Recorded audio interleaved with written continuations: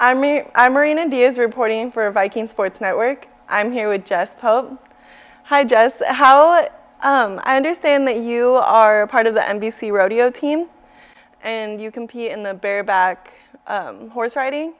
How did you get started in that? I started rodeoing when I was a little kid. I started out riding sheep and calves and stuff like that and roping and just grew from there. Junior high rodeoing, high school rodeoing. That's a really big deal. Like in growing into rodeo. It gets like that's the High School Rodeo Association. Every state in the U.S. has like an association. It's Australia, Canada, all that. So like it really leads towards getting to meet college coaches. So, like the high school national finals rodeos in Wyoming every year, and so that's kind of how I got to know Coach Mason. Was out there. I met him my freshman year, and so yeah, that's where I met, and I ended up coming here to Moville, and I've been here 4 years now. How has your experience at Mobile been? Do you think that your coach has helped you grow since you've been here? Yeah, I love Missouri Valley College. The education is really good. I've made a bunch of lifelong friends here, but Coach Mason, his program kind of it speaks for itself. Shoot, he come here in like 2005 and has just grown it from a hill to a mountain, and what he can do with kids, just teaching every event is absolutely crazy. Can you tell me, do you compete in any other events besides bareback riding? I did until like I came to college. When you turn 18, you can get your PRCA permit, the Professional Rodeo Cowboys Association, and that's how a lot of people make their living. And so when I came here talking to Coach, he's had a bunch of guys with a lot of success in the PRCA, and so we decided like I was going to focus on just one event, the one that I wanted to succeed in, and that was the bareback riding. Is that your favorite event to compete in? Yes, it is. Yeah. So you just competed at like the Super Bowl of rodeos. How was that experience for you? It was awesome. So it was the NFR, the National Finals Rodeo, and it's something I dreamed about, growing up since I was a little kid. Like that is the goal, is to make the NFR, to be world champion, and so that was a big deal for me. What was crazy was Missouri Valley College had two alumni and myself there competing in the bareback riding: Tanner Oz, Tim O'Connell, and myself. And so it was really awesome to get to be with them. Tim, he still lives here in Marshall, and he's my traveling partner. He's one of my best friends, and to go down there and just do what you love, and to be able to do what you dreamed of, and to be young, it was really different this year because it's been in Las Vegas for, I don't know, 35 years or something like that now, and this year, due to the COVID, it was moved to Texas. So like to be involved in such history was something. It was awesome. How was it competing with your teammates? Like, is it normal that you compete against them, or was this like in a different atmosphere and like a completely different event? So I mean, like the NFR, it's completely different. Like college rodeos and pro rodeos are, I mean, it's rodeoing, but it's two different deals.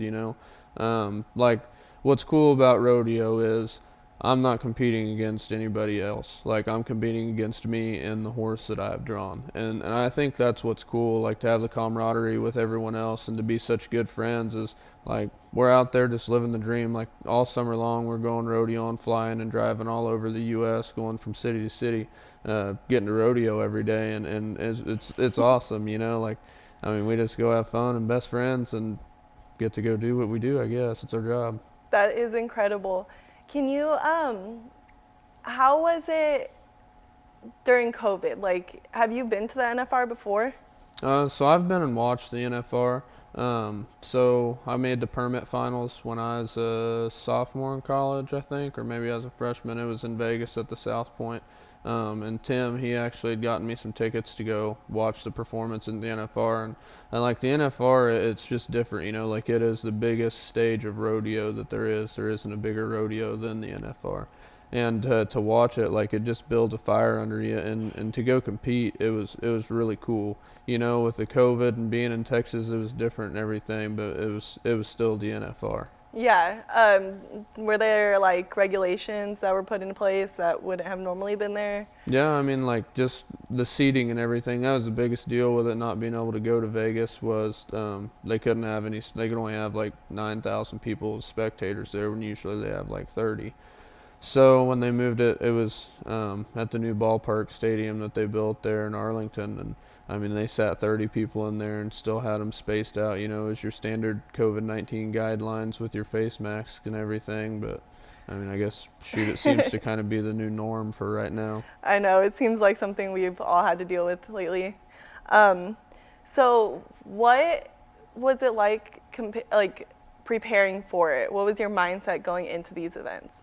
I mean, like my mindset to going into every rodeo is to win, but to prepare for the NFR, it was quite a bit different. You know, like having to specialize on what I was doing for workouts and everything. I had people helping me with that. You know, Pat Grisguino, the wrestling coach, he was helping me with workouts and everything, and just trying to become mentally stable because 10 days in a row getting on the best bucking horses in the world against the 15 best guys, it is really tough. So I, you know, just a lot of just sitting down and thinking. I had a goal sheet. I knew what I wanted when I was going in there, and I just went and attacked it. I watched your run, or how would you call it? My ride. Your ride, I'm Yeah. sorry. I watched your ride and you looked very calm, like out the gate, and the announcers were talking about that. And is it something that, like, is there any specific thing you do, like, right before you get on the horse that calms your nerves and gets you ready for the right mindset?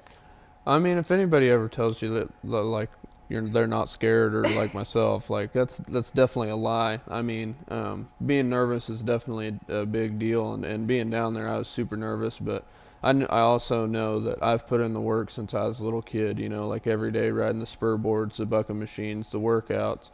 And that's what I've worked for, is to go to the NFR and perform at the top of my ability. And you surround yourself with people that you want to be with. You know, champions run with champions, and getting to be with Tim, like that was a big help. And Coach Mason, going down there, like I was confident that I've done everything that I need to do, and I just had to go do my job. You know, like I was nervous, but I was also excited. I was confident in what I was about to do.